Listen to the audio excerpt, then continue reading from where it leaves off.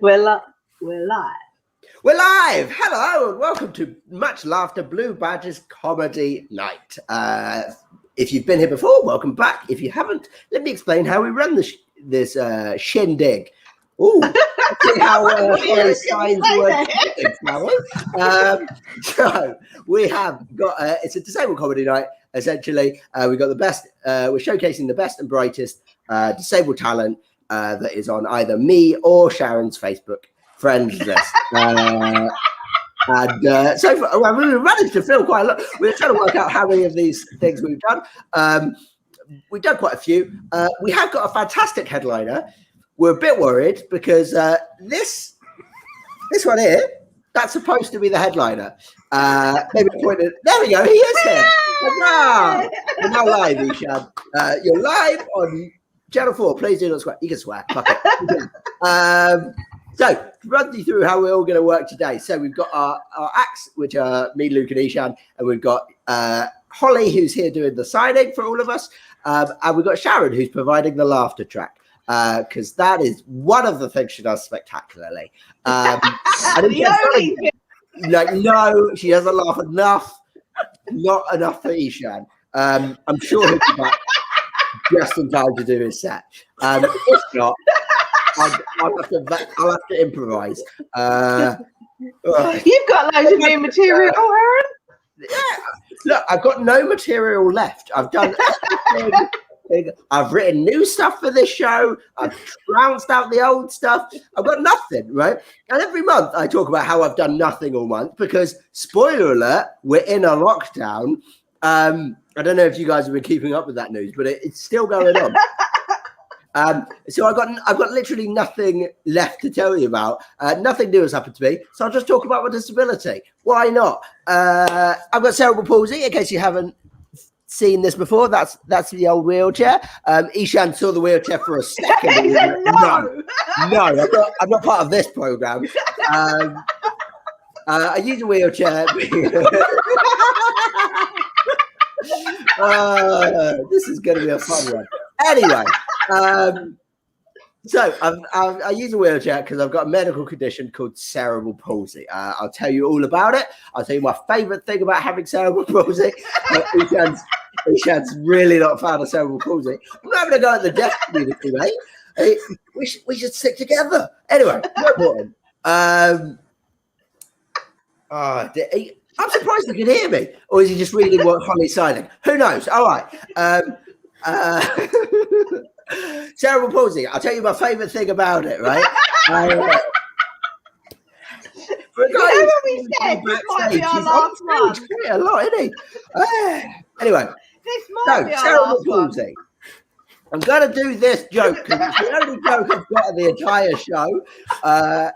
Favorite thing about cerebral palsy, right? Because I've got cerebral palsy, it means I'm registered disabled. And because I'm registered disabled, it means that I get all the benefits of being a straight white man, but with none of the guilt.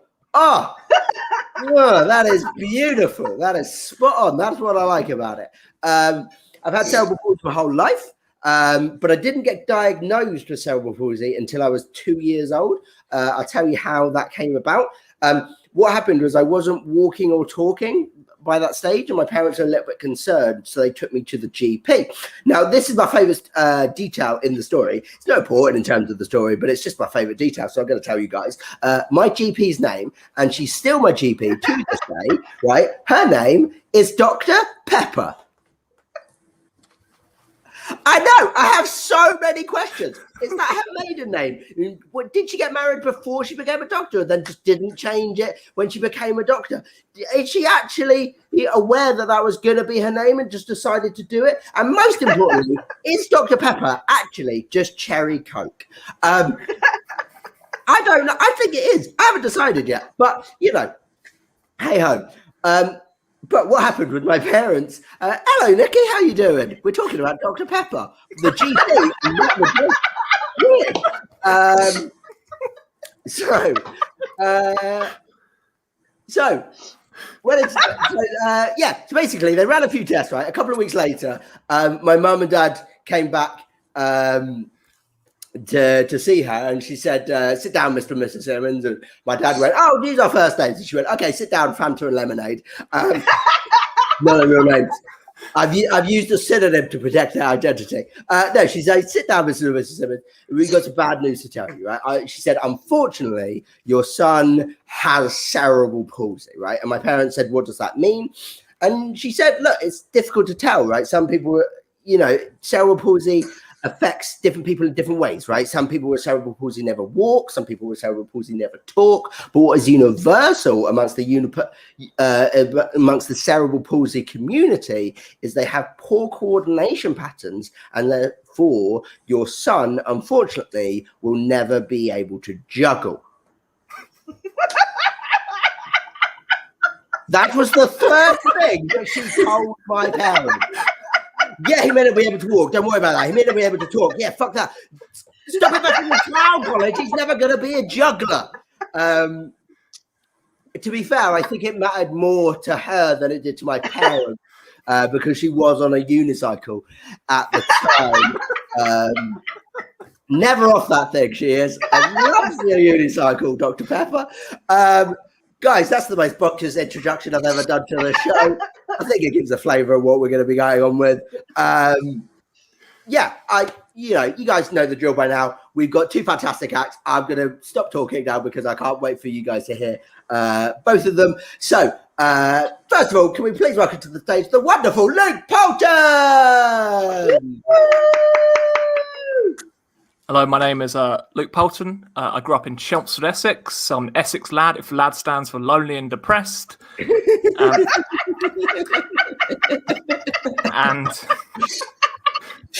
And I am autistic. Give me a cheer if you know what autism is. Woo! Calm down.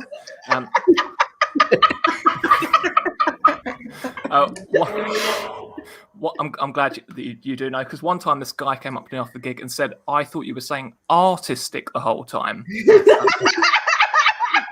Must have been a very different set for him.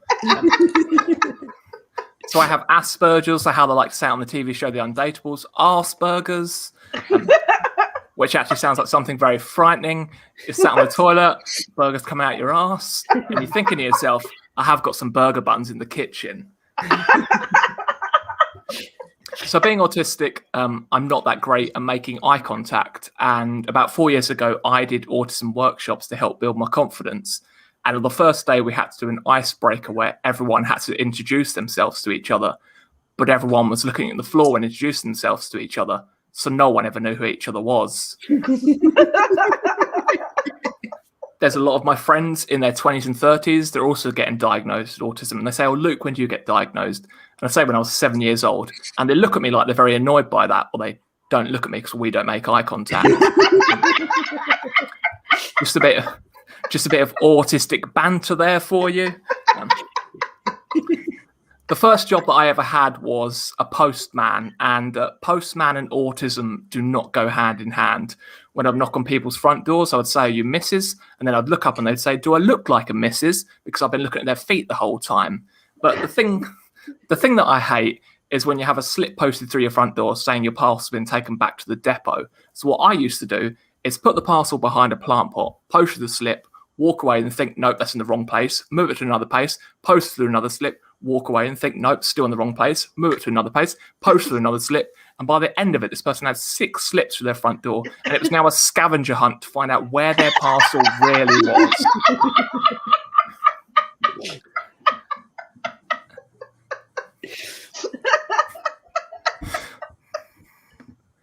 Now, about 2 years ago, I lost my first permanent job. And my manager said in the probation meeting that I asked too many questions. And that's what autistic people do. We like to ask too many questions because we want to make sure that we're getting the thing that we're doing right. And in this probation meeting, there's someone on the video conference and they said, "Do you have any questions?" And I said, "No." And then I turned to my manager and said, "Do I ask too many questions now, you little prick?" I'm also in that job. When I told them about being autistic and having other disabilities, they said, "Oh, we need you to see a health specialist." So I had to have a phone call with this health specialist at first, And I'm also dyspraxic. I'm on the phone call to this health specialist, and I have to explain my disability to a health specialist. And they say, oh, what's dyspraxia? And I say, oh, it's to do, one of the things is to do with my hand-eye coordination. And they say, you have trouble with your eyes looking at your hands. Health specialist. And another thing about me is I'm not that great at small talk, but I like to get my hair cut quite a lot. Luckily, my girlfriend's been cutting my hair during lockdown. But before lockdown, the hairdressers I go to, luckily, they know that I'm autistic. And when I go in there and get a haircut, they say, oh, what can I do for you today? And I say, oh, one on the back and sides, please. And then the haircut starts, and it's just...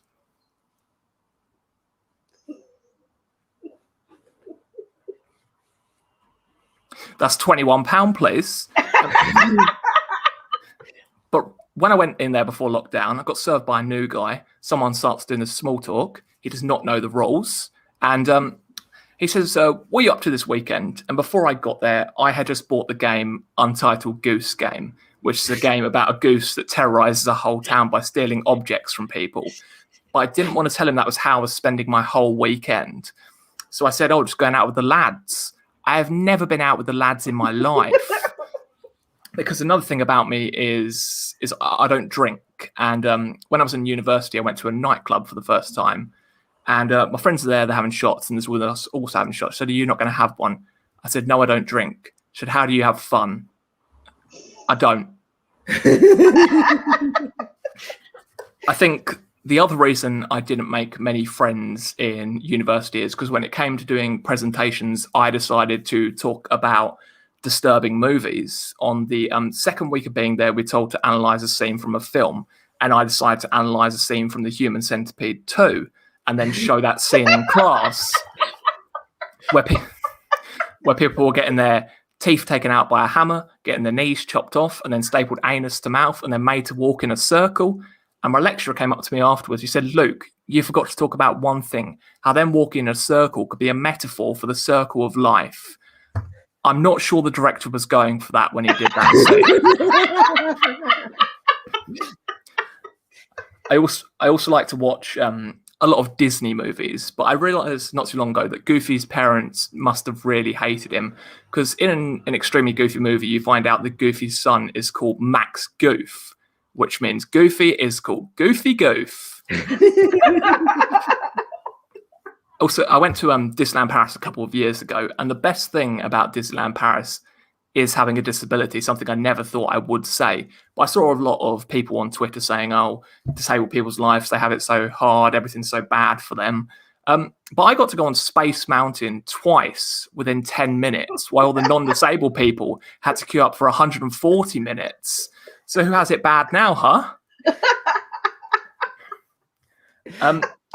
I also bumped into a friend while on a ride at Disney. It's a small world. The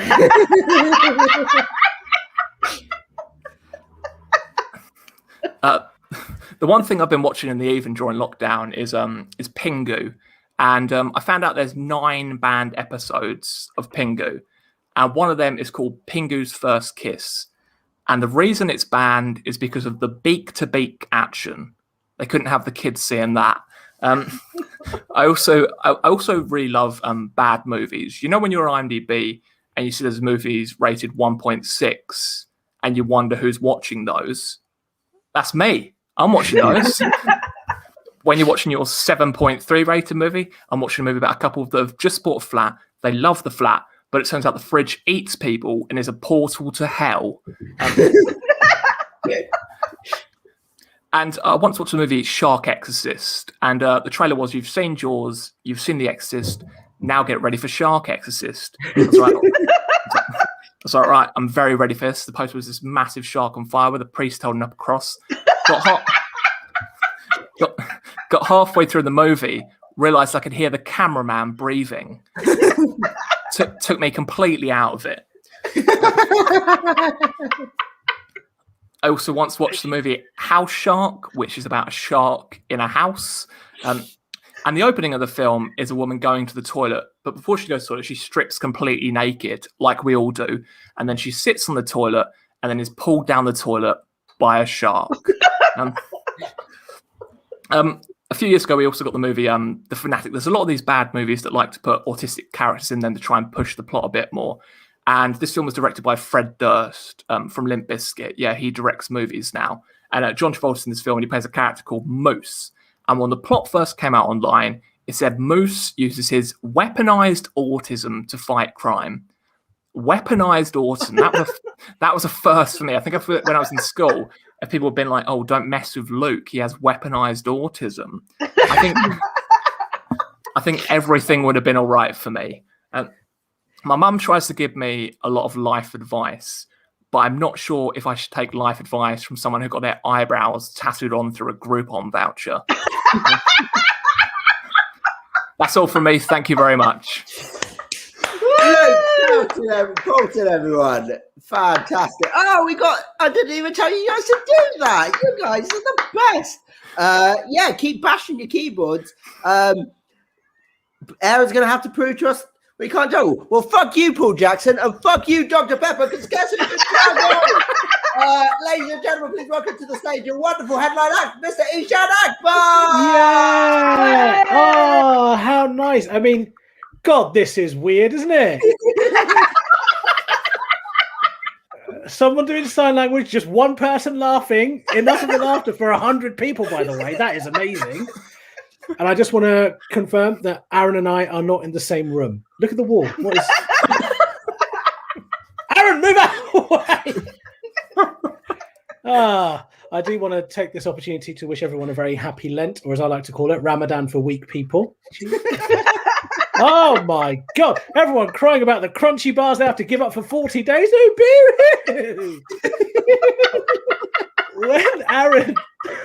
When Aaron told me about this gig, he was like, "Hey man, I'm really happy. Just so you know, this is like a show where people can talk about their disabilities. So if you want to talk about your disability, you can." And I was like, "Yeah, I guess I do talk about being Asian." And he was like, "No, not that one."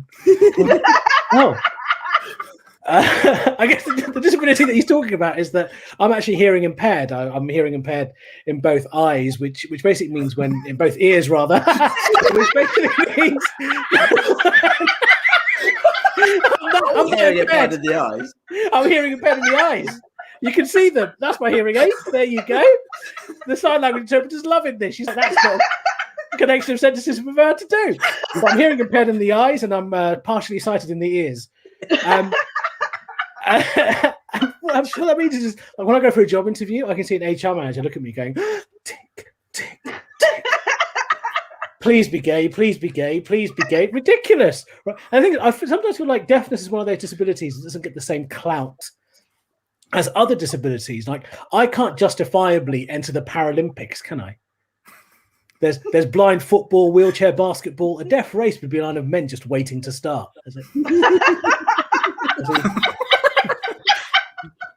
And the thing is, I love being hearing impaired because I get to switch on and off from conversations. Like, it is, for me, it's a complete superpower. So much so that I've got a disabled person's rail card, which, as you can imagine, over the last year has been super useful.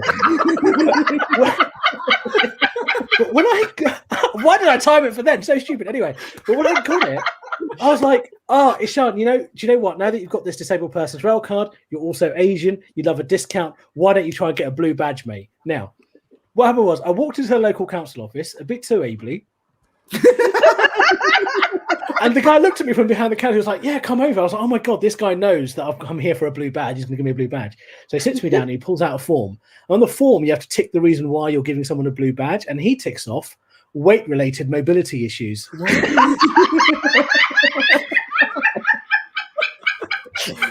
Wow.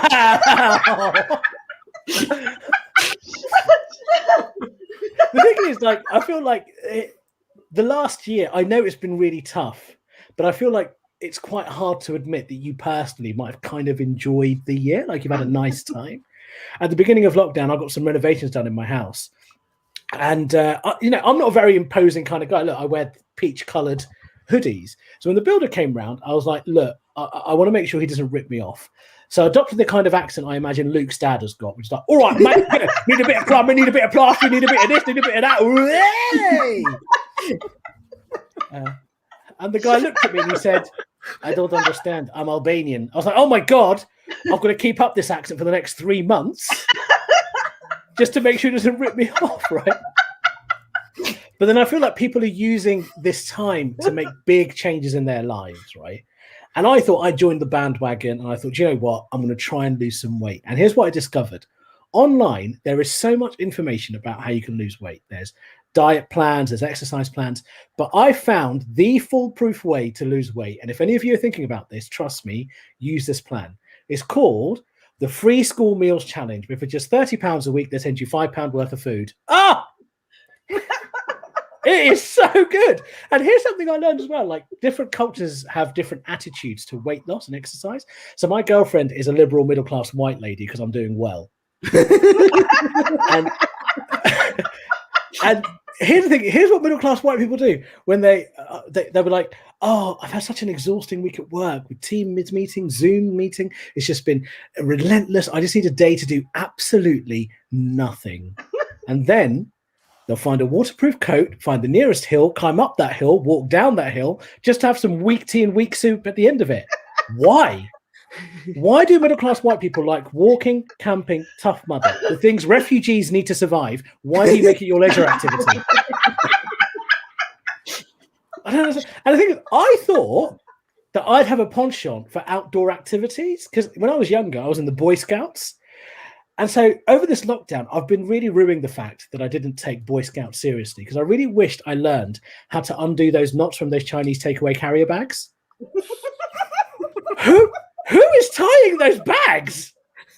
Why is it so hard for me to get into my Chinese food?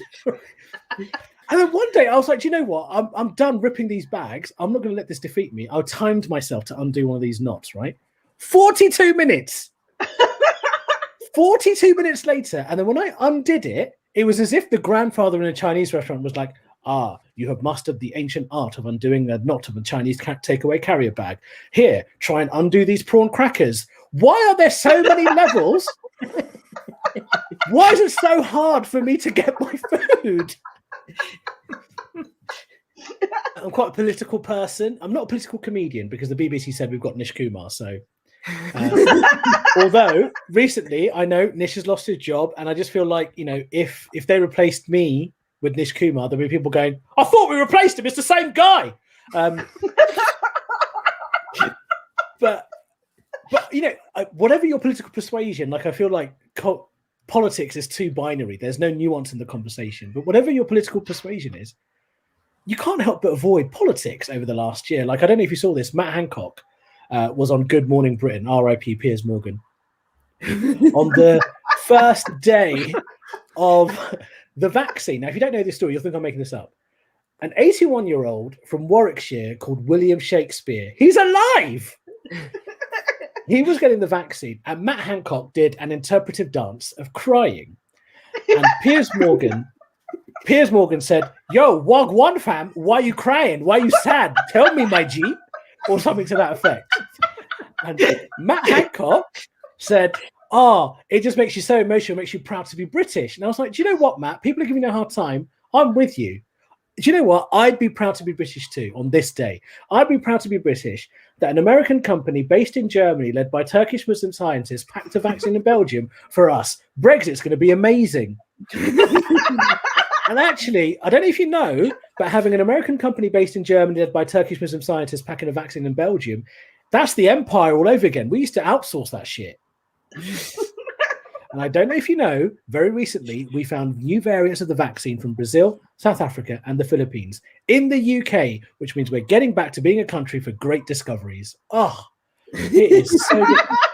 And from a personal perspective, I don't know if you know this, so my dad's from Pakistan, my mom's from Bangladesh. When they saw UNICEF turning up to feed our children, my parents were like, oh my God, feels like home. Everything's back the way we want it. But I just feel like as a society, if we're going to move forward, we need to kind of think about the other person's perspective. Like, I've come to realize, given the state of Brexit, given the state of the pandemic, given the state of the economy, all the people that used to tell me to go back to where I came from were just looking out for me. You know, they knew how bad it was going to be.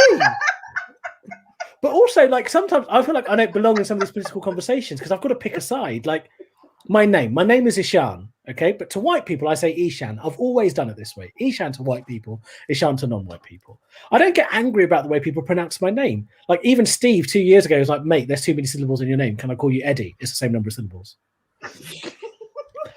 But then the more I read, the more I'm like, oh my God, shit, I should be getting angry about this. This is my identity. People should be able to pronounce my name properly. Then I'm like, right, fuck it. If any person doesn't say my name properly, I'm going to get angry. Fucking Aaron, say my name properly. Luke, say my name properly. My name's Eshaan. It's my identity. It's important to me. And then I see an Irish name. And I'm like, yo, some names are foreign. They're hard. What are you going to do?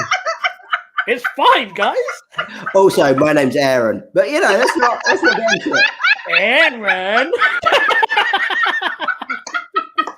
I'm going to call you Ron. That's right. Is it Aaron? See, there's the thing. Is that what thing? I said correct. Correct. Is Aaron? Why is it pronounced Aaron and not Aaron? Because my parents are Jews. Okay, that would make sense. And are white middle class people. Right. Here you go, ladies and gentlemen. Who told you that Muslims and Jews cannot be friends? Aaron, my brother. Shalom. Shalom to you. I'll tell you one show I got really addicted to over the lockdown. It's called The Great British Sewing Bee. Don't know if you've seen it.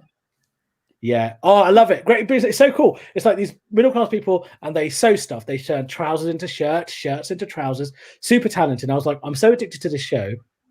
I want to see the international version of the Great British Sewing Bee because I want to see the British champion of the Great British Sewing Bee lose to a 6-year-old from Bangladesh. What a show that would be. I just feel like we need to try and find positivity in the world wherever you can. Life is hard enough as it is anyway. The lockdown's been tough. Politically, we've all been mean to each other. Let's just be nicer to each other and try and find a positive perspective. Like, I think people felt like when Joe Biden got elected, people felt a bit more positive. I personally was really invested in this story, right? Because Joe Biden got elected as president at the age of 78, which means I can finally turn the tables on my dad. Be like, you want to retire? Look at him. He's 78. Why you want to retire? Be like him. He was going to be president. I shouldn't be too mean to my dad, though, because my dad, he's a paramedic, right? My dad's a paramedic, which is awesome. But my dad, he's 61 years old. He's Asian, surprise. He's diabetic, surprise. So COVID looks at my dad being, I want that one. So at the beginning of lockdown, I lived with my dad because comedy was going brilliantly. And I said to my dad, I said, Dad, you're 61, you're Asian, you're diabetic. I'm worried that COVID's going to do bad things to you. I don't think you should go to work. And my dad looked me up and down and he said, son, I would rather be out there, which I found quite offensive. Like my dad would rather be out there in the middle of a pandemic than hang out with his firstborn. Am I that boring? And then I started thinking about it. I was like, why is it? Why is my dad going to it? Is it because he's been in the NHS 35 years? He's really committed to his job. He wants to keep saving lives. Or is the real reason my 61-year-old Asian dad is going into work in a hospital in the middle of a global pandemic is the real reason because he's cheating on me with the doctor's son he always really wanted? I reckon my dad's going in there talking to, I don't know, Rakesh. It probably is a fucking Rakesh, isn't it? Going, oh, Rakesh, I'm so proud of you. You fulfilled my dream and became a doctor. Oh, Rakesh, I'm so proud of you. You bought a car with your own money. Fuck off now. So because I've been in lockdown, I've been doing mad things trying to win my dad's affections back. Like he went to work. I decided I'd cook him his favorite meal, dimmed the lights, scented candles in the hallway. He came home. He was like, I've had a long shift at work. I've got a headache. I'm going to go to sleep, which is what a cheater would say. And then a couple of weeks later, I was like, I went dressed up like a doctor, waited at the top of the stairs. I was like, hello, daddy. You want me to check your BP, daddy? He was like, why are you doing the accent and take that dress off? That's what are you doing? So now I'm like, what do I do? How do I win my dad's affections back? I think what I'm trying to do now, I've realized the way to do it is to make him jealous. So on my daily mandated walk, I scour the streets for 61-year-old Pakistani men, but I needn't have worried because there's an app for that. It's called Uber. Oh! So I make so many unnecessary trips. I'm like, Hassan, if you want 5 stars, you sit in this living room and stroke my hair like I'm your son. Hassan is still there. Well, guys, I mean, one of you laughed a lot. Thank you. I hope you enjoyed it. Look after yourself. Stay well. Stay safe. I'll see you soon. Bye. Eshaan Akbar, ladies and gentlemen. It's fucked off already. Guys, so before the show, me and Sharon were talking about whether or not we were going to do another one. We're undecided at the minute. But what if this is the last one? What a fucking bonkers one to go out on. Eshaan said he wanted me to plug his social media after the show, but he hasn't even stuck around. So fuck that. Eshaan Akbar on Twitter. Luke, you're at Vegan Luke, right? Yeah, on Twitter. Vegan Luke on Twitter. I'm a comedian. Why not? Follow this guy. In 9 months, I've not plugged that once. I've also got a podcast. Listen to it if you like superheroes and that kind of nonsense. This has been super fun. Like this is,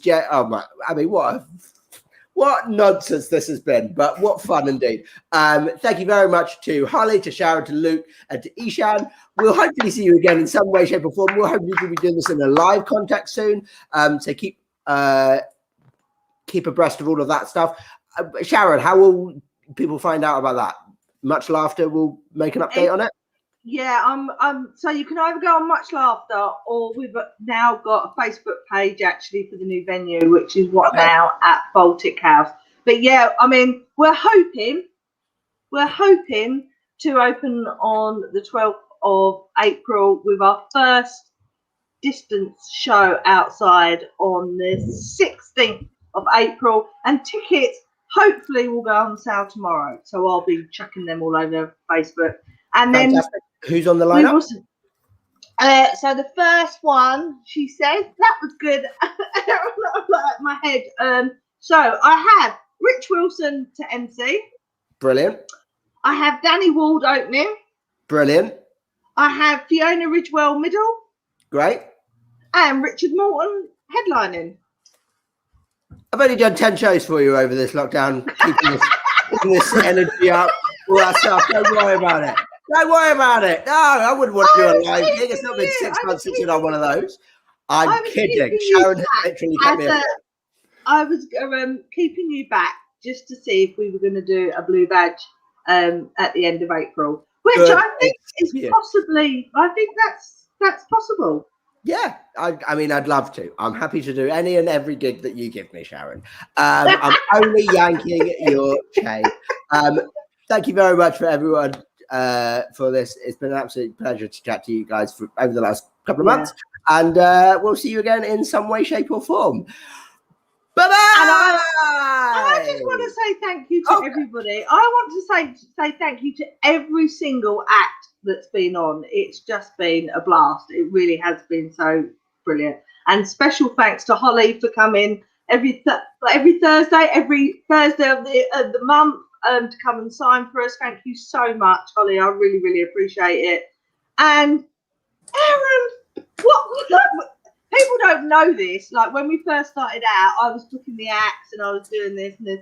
And then he would hassle me and say, who we got on? And I went, I don't know, you do it. So for at least the last 6 months, you have not only been here hosting, you've booked all the acts, you've done all the contacting. All I've had to do is come here and sit and laugh. So thank you so much from the bottom of my heart. You've been brilliant. Thank you. You've got us through this. Yeah. You know, it is I would say what I've brought to this thing is very much admin first and then nonsense. That's very much my MO. And if you want to come see my show, Admin and Nonsense, it'll be about, not going to be what my editing show's called. Could be. Who knows? No, it's been an absolute pleasure. And as I say, it has kept me afloat financially. So thank you for that. I've already said goodbye once, but I'm going to say it again. We're going to say goodbye now and we're going to go. See you later, everyone.